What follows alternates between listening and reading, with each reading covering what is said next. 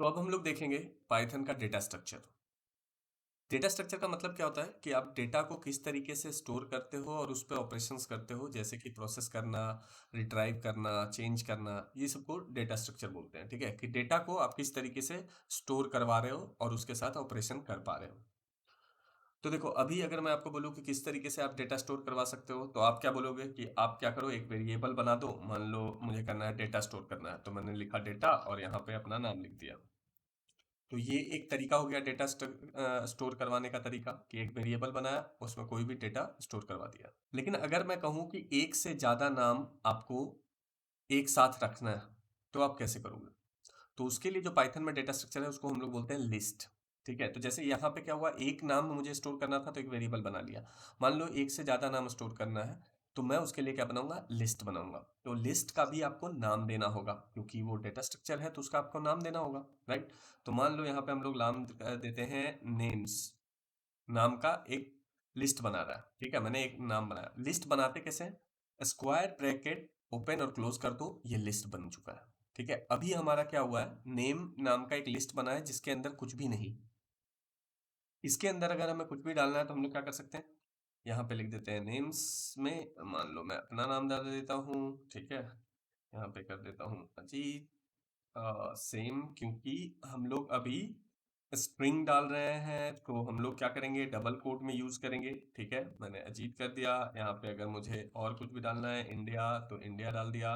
अगर मुझे और बस एक लेटर डालना है तो भी डबल कोट के अंदर करेंगे। यहाँ पे हमने सारे आइटम को डबल कोट में इसलिए रखा है क्योंकि ये स्ट्रिंग या कैरेक्टर है, राइट। अगर आप नंबर्स कर रहे हो तो आपको नहीं करना है, वो भी मैं आगे आपको दिखाऊंगा। तो ये क्या हुआ, ये हमारा एक लिस्ट बन चुका है।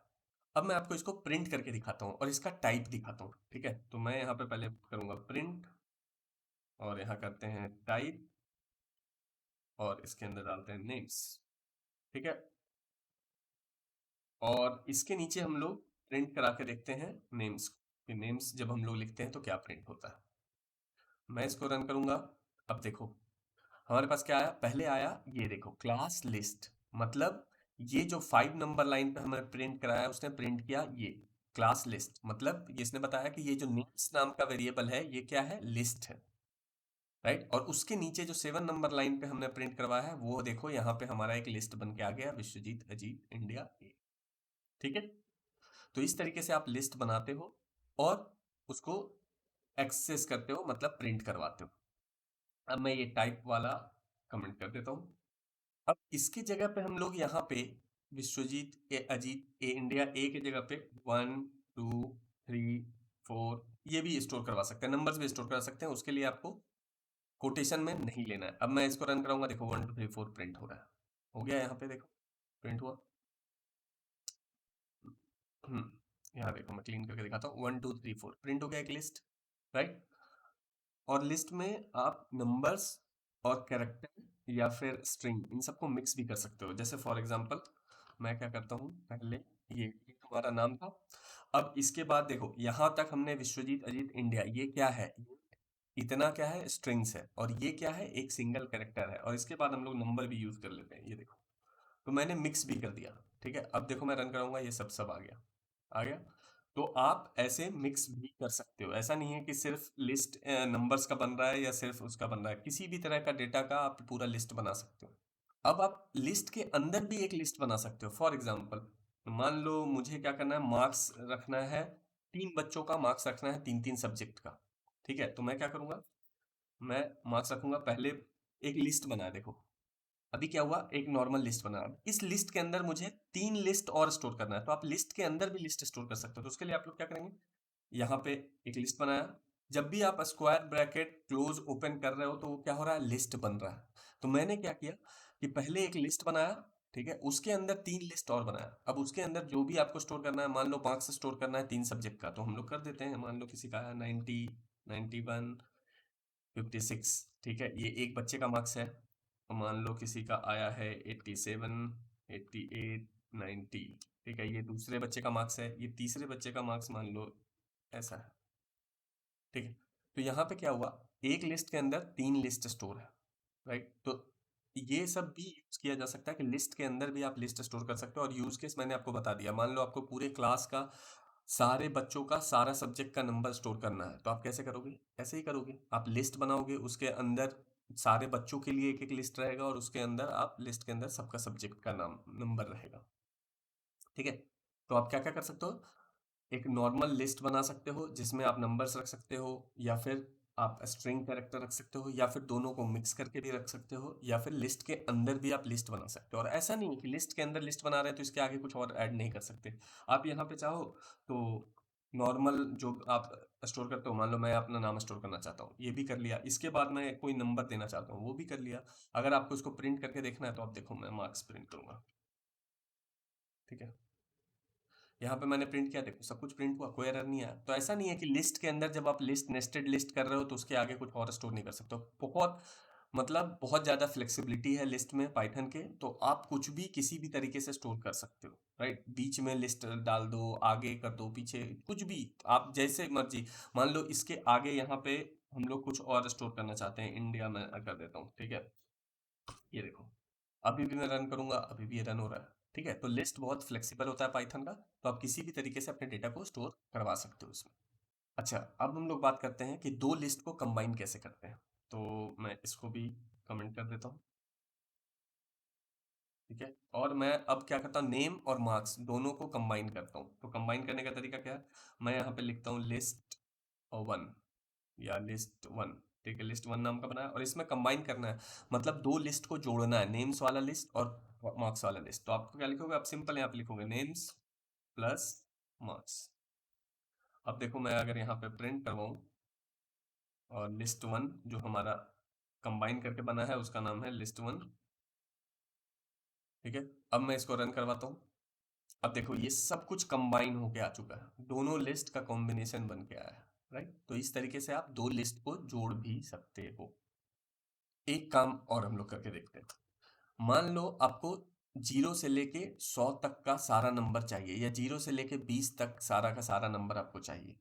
तो आप क्या करोगे, मैं आपको बोलूंगा कि एक लिस्ट बनाओ जिसमें 0 से लेके 20 तक नंबर हो। तो आप क्या करोगे, आप यहाँ पे लिखोगे नम इक्वल टू, एक स्क्वायर ब्रैकेट ऑन ऑफ करोगे और यहाँ पे देखोगे 0 1 2, सॉरी 1 2, ऐसे करके आप जाते रहोगे। ठीक है, लेकिन अगर मैं आपको बोलूं कि 1000 स्टोर करो तो आपके लिए हार्ड हो जाएगा ये काम करना। तो उसका तरीका ये होता है कि आप ऐसे ना लिस्ट बना के लिस्ट फंक्शन यूज करो, लिस्ट फंक्शन। ठीक है, और लिस्ट फंक्शन के अंदर आपको क्या करना है, रेंज फंक्शन यूज करना है। आपको याद होगा रेंज फंक्शन जब हमने फॉर लूप में यूज किया था। तो आपको यहाँ पे लिखना है रेंज, और रेंज के अंदर आपको कहाँ तक जाना है, आपको 20 तक। ठीक है, लेकिन अगर आप 20 करोगे तो सिर्फ और सिर्फ 19 तक ही स्टोर होगा नंबर। ये आपको रेंज के में मैंने बताया था कि जो भी आप यहाँ पे मेंशन करते हो उससे 0 से स्टार्ट होगा और उससे एक पहले रुक जाएगा। तो अगर आपको 20 तक नंबर चाहिए तो आपको क्या लिखना पड़ेगा, यहाँ पे 21। और उसके बाद देखो, मैं यहाँ पे प्रिंट कराता हूँ नंबर। और अब हम लोग इसको रन करवाएंगे, और अब रन करवाएंगे तो देखो 0 से लेके कहाँ तक प्रिंट हुआ है, 0 से लेके 20 तक प्रिंट हुआ क्योंकि हमने यहाँ पे 21 लिखा है। और अगर आप चाहते हो कि 1 से स्टार्ट हो 21 तक 20 तक, तो आप यहाँ पे 1 लेके कॉमा दोगे। ये सब रेंज फंक्शन में आपको बताया था मैंने। अब फिर मैं यहाँ पे रन करूंगा, अब यहाँ पे क्या आया, 1 से लेके 20 तक आ चुका है, आ गया है। अब अगर आप चाहते हो कि एक एक स्टेप छोड़ के ये करें तो आप कॉमा देके 2 करो। ये भी रेंज फंक्शन के टाइम मैंने बताया था। अब देखो, मैं यहाँ पे रन करूंगा, अब क्या आ गया, 1 के बाद 3, 3 के बाद 5, 5 के बाद 7, बीच बीच में एक एक गैप है। ठीक है, ये वो 2 जंप कर रहा है, पहले एक इंक्रीमेंट कर रहा था, अब ये 2 इंक्रीमेंट कर रहा है, 1 + 2 3, 3 + 2 5, 5 + 2 7, 7 + 2 9, ऐसे। ठीक है, तो ये आपको मैंने रेंज जब फॉर लूप पढ़ा रहा था तो रेंज पढ़ाया था। तो रेंज क्या करता है, एक्चुअल में रेंज आपको एक लिस्ट जनरेट करके देता है, नंबर्स। ठीक है, तो सेम चीज है, हमने वहां भी पढ़ा था फॉर में और यहाँ भी पढ़ा है। अब हम लोग एक और चीज देखते हैं। मान लो कि मैं यहाँ पे टेक्स्ट कुछ लिखता हूँ, माय नेम इज विश्वजीत। अब मैं चाहता हूं कि इस टेक्स्ट का एक एक कैरेक्टर अलग अलग लिस्ट में, मतलब लिस्ट का आइटम बन जाए। तो कैसे उसको स्टोर करेंगे, तो उसके लिए भी आप ऐसे कर सकते हो, इसके जगह इसको लिस्ट के अंदर, लिस्ट नाम का एक फंक्शन के अंदर डाल दो। ये देखो, ठीक है। अब अगर मैं इस टेक्स्ट को प्रिंट करूंगा तो क्या होगा वो देखो। ठीक है, मैं यहाँ पे रन करूंगा। अब देखो एक एक कैरेक्टर अलग अलग बन चुका है। एम अलग, वाई अलग, स्पेस भी है उसको भी अलग कैरेक्टर माना गया है, फिर एन ए एम। ठीक है, तो आप देखो टेक्स्ट का एक एक कैरेक्टर को हमने अलग आइटम में स्टोर कर दिया है एक लिस्ट में।